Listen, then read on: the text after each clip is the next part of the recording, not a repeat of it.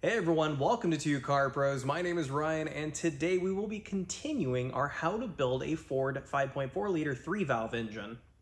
So this whole series is aimed at being able to take an engine out of your truck, rebuild it, and put it back in and have it run really nice and keep your old truck on the road for a fraction of the cost of a new one. In this video, we are going to be continuing our series by putting on our intake manifold, front accessory, serpentine belt, and radiator, and a couple of other little things. If you've missed our other videos in this series, no problem. We have them in a huge playlist here on YouTube, so you will know every single nut and bolt to get this job done. Before we go any further, let's go ahead and thank our amazing sponsor, Summit Racing. Summit Racing has been with us for a few years now, and they have really come through with amazing products. And before they were my sponsor, my family and I have been customers of theirs for many decades. They're our go-to parts house for performance items like the ones we have in this video and along this series. They have amazing selection, incredible customer support, and the best returns you can get in the industry. So make sure you buy all your speed parts with summitracing.com. With all that out of the way, let's jump in. So the next thing we can put on is our coolant crossover pipe that attaches both cylinder heads together with the cooling passages. Just make sure that the flanges they attach with are nice and clean like mine are, as well as the flanges for the thermostat housing and the water neck. So this is all nice and clean. Here are our gaskets. These actually go on the part itself. Our thermostat is made by Motorcraft. Here is the part number, and link is down below in the description, along with the O-ring. Actually, I think this O-ring came in our big Velcro kit, which is where these gaskets came as well. So what we can do is just install these on. So our seals only go on the one way, and I've already applied some lubricant to the seal. Only goes on one way, so the pegs are facing into the coolant crossover like that. Oh yeah, it looks really nice. And then we can do the other side. And we can put this one in its home as well. Again, it only goes on one way, so if it's not right, flip it the other way. And again, I do have some lubricant on those seals because you never really want to put the seals on dry. Make sure they're nice and clean. And with both of our seals installed, we can head over to the engine. Over on the engine side, we can go ahead and carefully plop down our crossover. I've already made sure all the surfaces are nice and clean.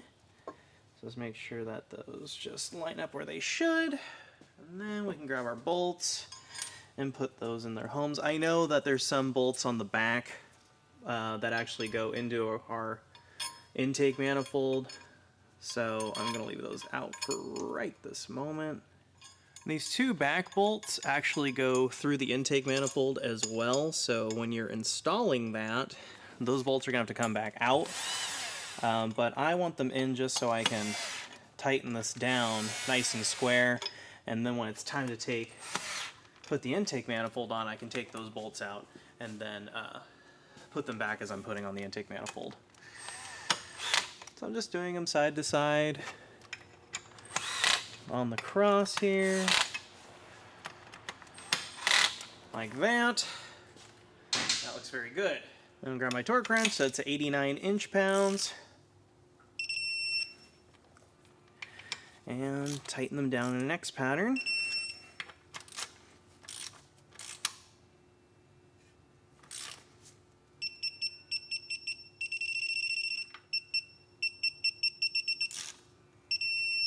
There we go.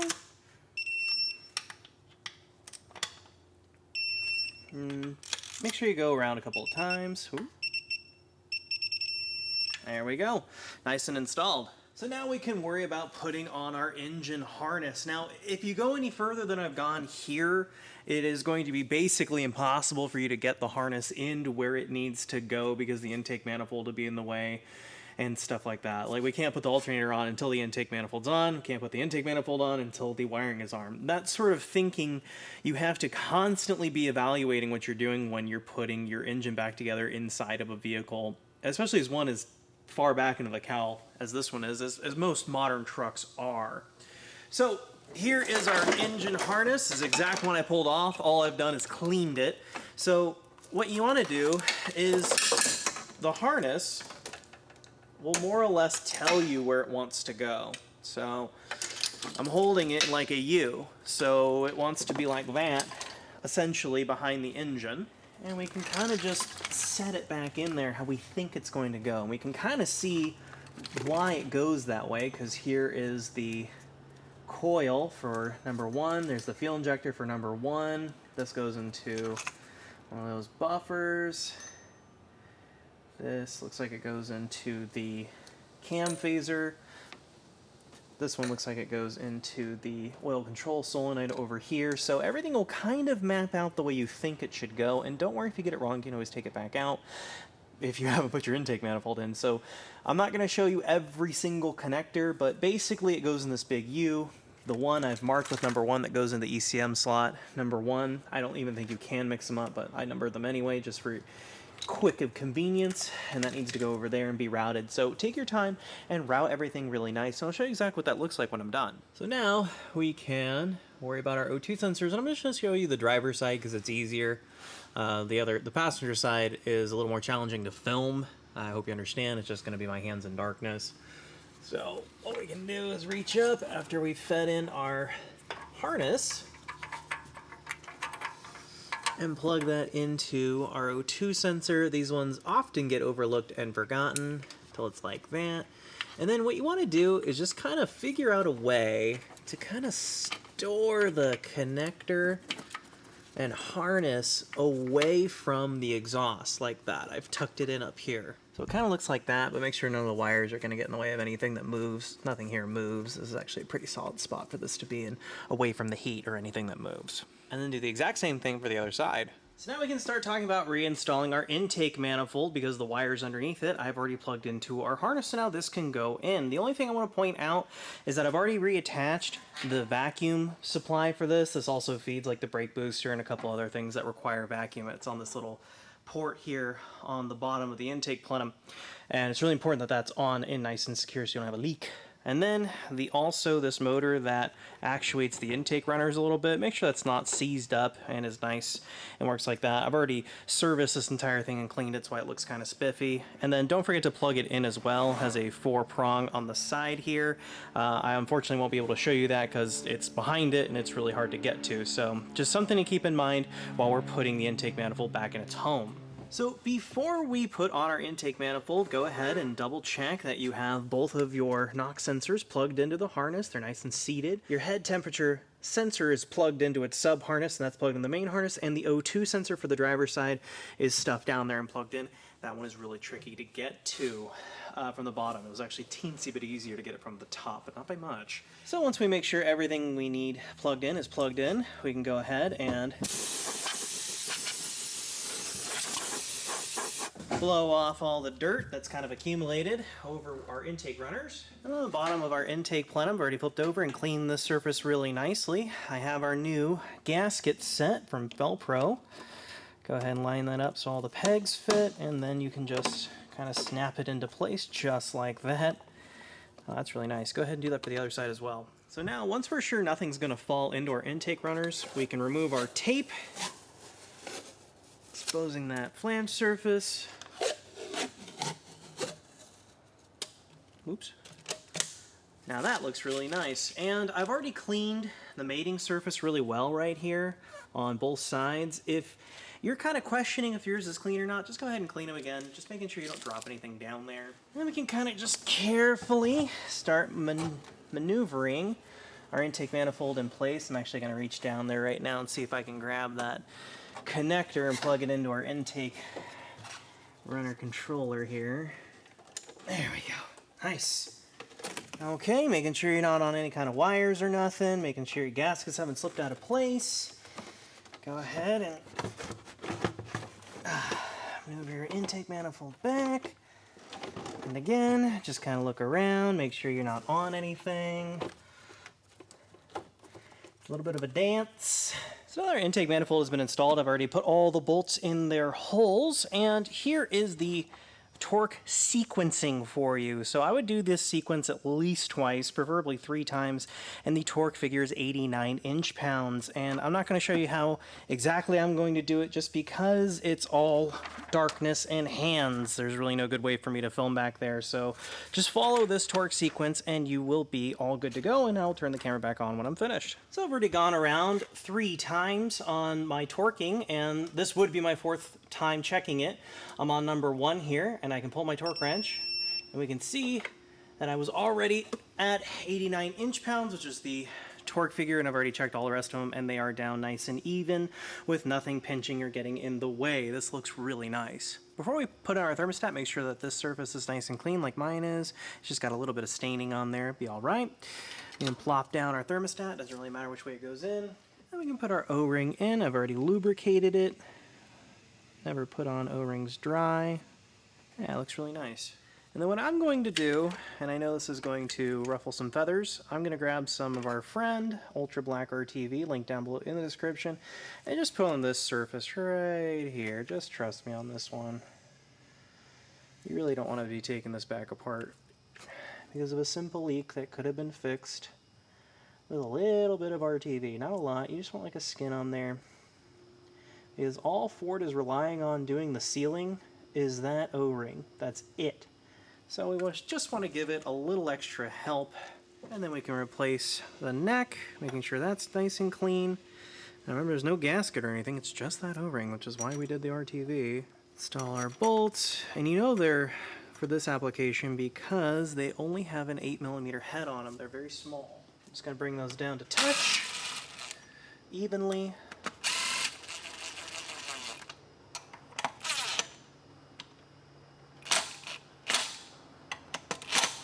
Nice. I'm going to break out my torque wrench and again set it to 89 inch-pounds. Nice. And nice. Water neck installed. So now it's time to replace our alternator. Here is my new to me remanufactured unit, manufactured by General Motors, AC Delco. I am super cool with using this part. It is going to work awesome for us, and honestly, you could get away with using your old one, especially if it was working perfectly fine, and it's really easy to get to. This is one of those parts where I would support putting the old one back in. Just for me, though, I decided to go ahead and get a new one because my old one is 18 years old, and I'd rather have a new part than have an alternator fail on me on a long road trip or something like that. So now we can reinstall our alternator. So before we replace our alternator, what I'm going to do is grab its bolts. You can tell because they have this little shank at the end of them, and we're just going to start them in their bolt holes because I think it'll be easier to do it this way and then just kind of set the alternator on top of those, and then we can kind of bolt everything down. So you got those open ears, and you can just set the alternator down like that on top of it. Makes it a little easier on us. I like that. I'm gonna wind these in a little bit. Not much. I'm still gonna make it loose. Yeah, like that. And then we can grab our alternator strap, I guess. It's like a brace that holds onto the top of the alternator. And it goes on just like this. And then we're gonna replace our bolts for our alternator strap here. Notice the hole on that one's quite wide, so I gave that one a decent sized washer. This one goes here, and then there's two that actually secure the top of the alternator to the engine, so it's not just... So again, just going to bring these down. I'm not going to tighten them all the way yet.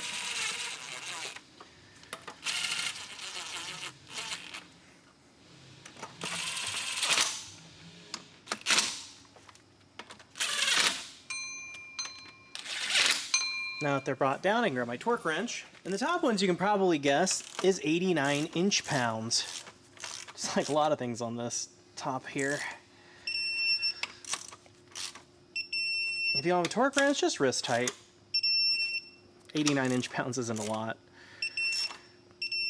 There we go.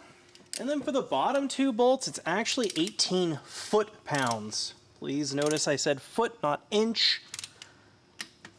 And above I was saying inch, not foot. Those are very important distinctions.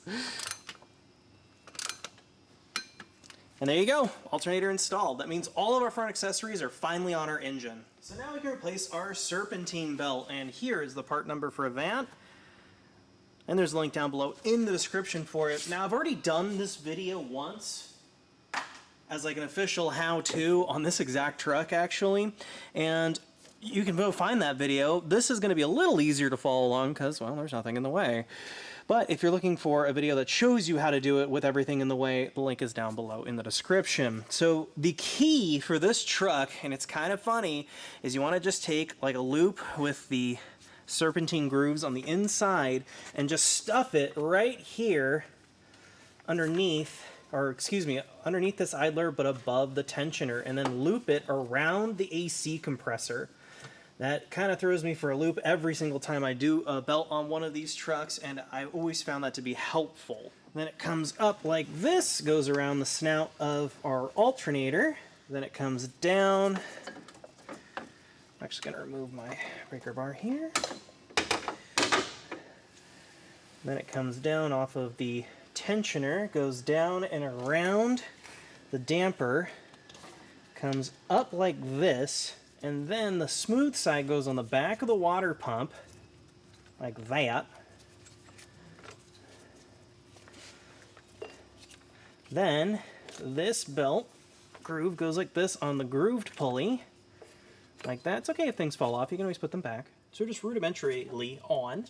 And what I'm going to do is grab my breaker bar, my 1/2" drive breaker bar, and put it in the tensioner and go down with it. And that's going to give me enough slack to get the belt on. You might be asking me why I'm using a breaker bar for a tensioner. It's because this tensioner is brand spanking new and it's really tough.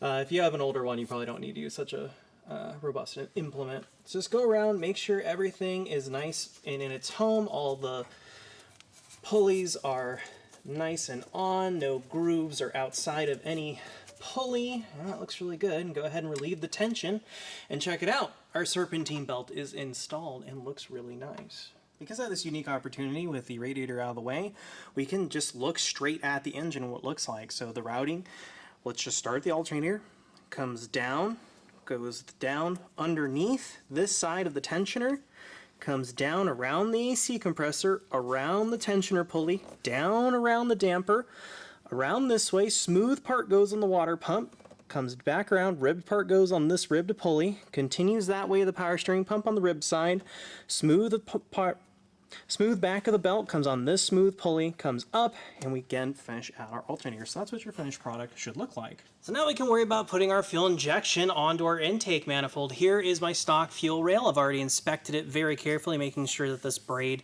is nice and complete and it's not going to be a problem for us with a leak in the future. This is made of stainless steel. It is a very nice piece. You can buy replacements for these if you're not too sure about yours, but they are pretty expensive and they're not too bad to get to in case mine's not good, but I'm like 100% positive this is going to be just fine. And we can go ahead and replace all of our fuel injectors. I'm going to show you how to do one. All the rest of them are exactly the same though. They just kind of change where the orientation is, and you can tell by the little tangs hanging on there.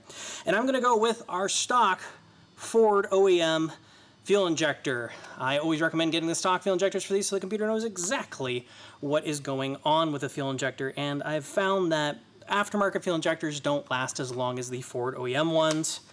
And this is what it looks like.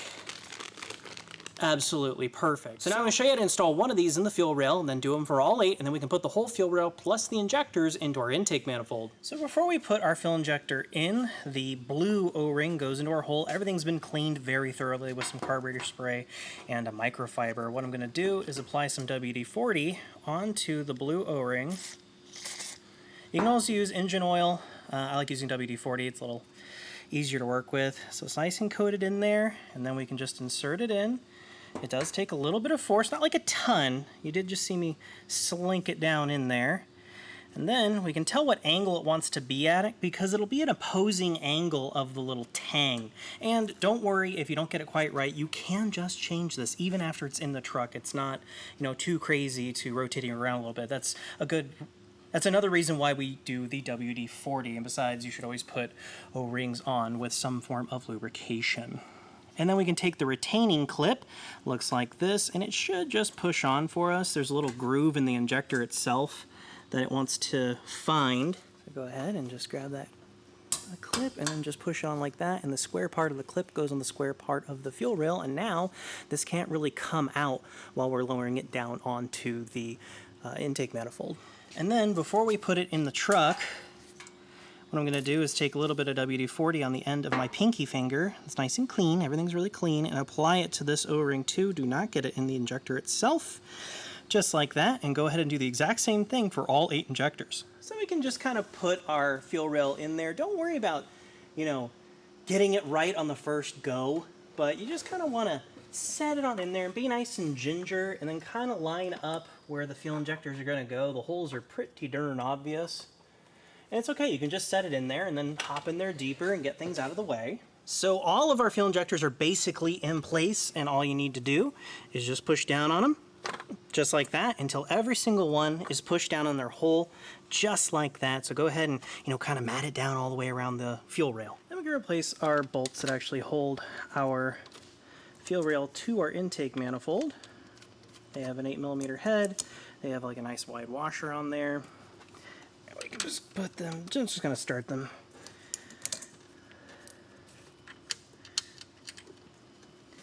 And then I'm just going to bring it down to touch. And I don't have a torque spec for you. I am sorry, but they are little 8mm bolts going into plastic, so maybe just wrist tight in an X pattern would be sufficient.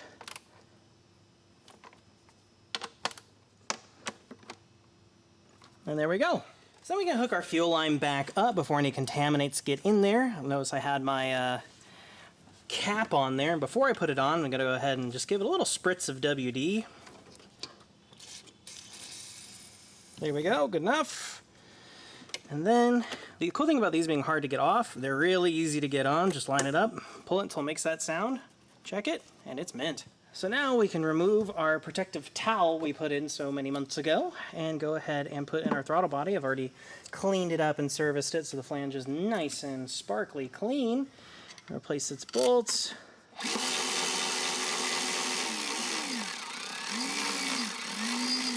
And just bring it down to touch in an X pattern.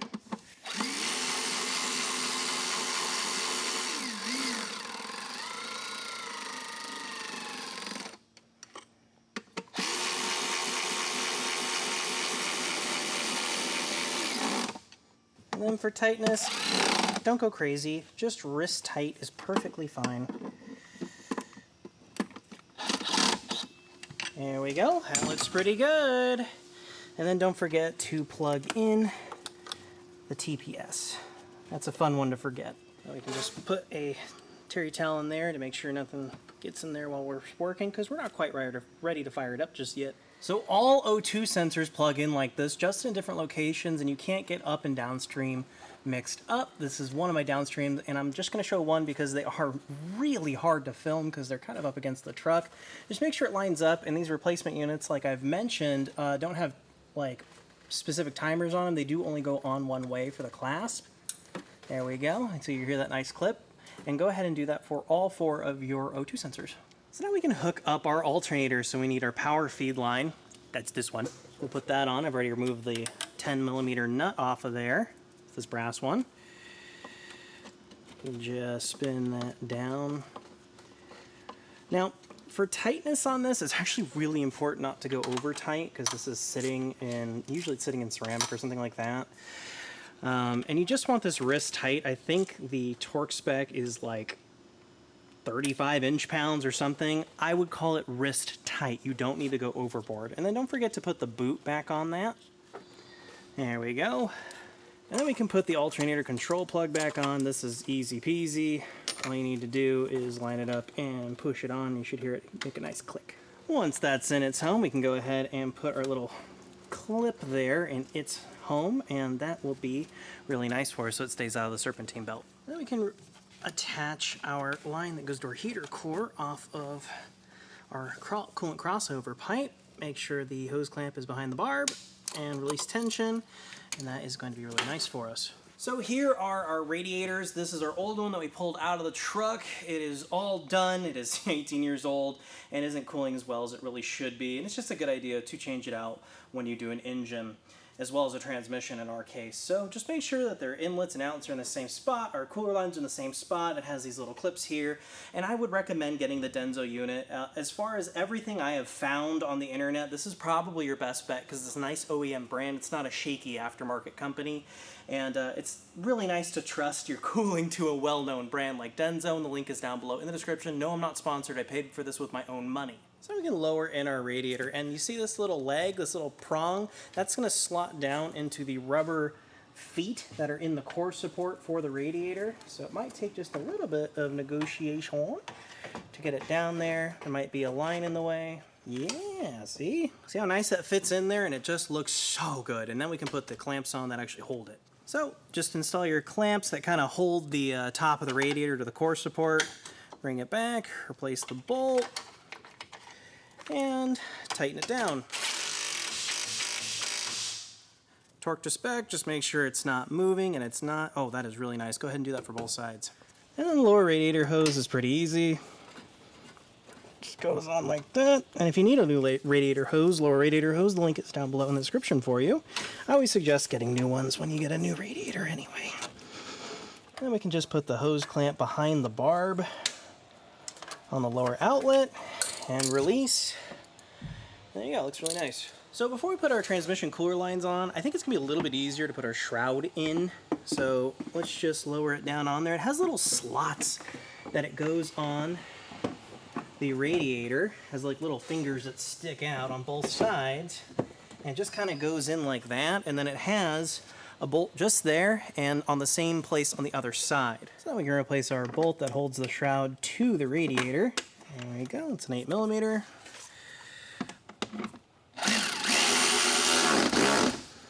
As far as for tightness, I would just say wrist tight and go ahead and do the same thing on the other side. So for the transmission cooler lines, I'm going to show you to do the top one because the bottom one is really difficult to film, but they both go on exactly the same way. We're just going to put some lubrication on the surface here, put it in its home, and just push until you hear that nice click, and that's it. Then we can put the line on for the overflow tank. There we go. Awesome. So that wraps it up for this video. I know it didn't seem like a whole lot got done, but there was a lot of little fiddly sort of nuanced things that have to be just right in order for this thing to run and run well, and more importantly, be reliable. Make sure you subscribe so you don't miss any of the videos we have upcoming. We're really close to starting this engine, and we have a bunch of projects after this one as well that you're not going to want to miss. If you found this video interesting or helpful at all, you can leave a like down below, leave a comment, or even subscribe. That really helps the channel out. Thank you so much for watching. Thank you Summit Racing for sponsoring this series, and I'll see you next time.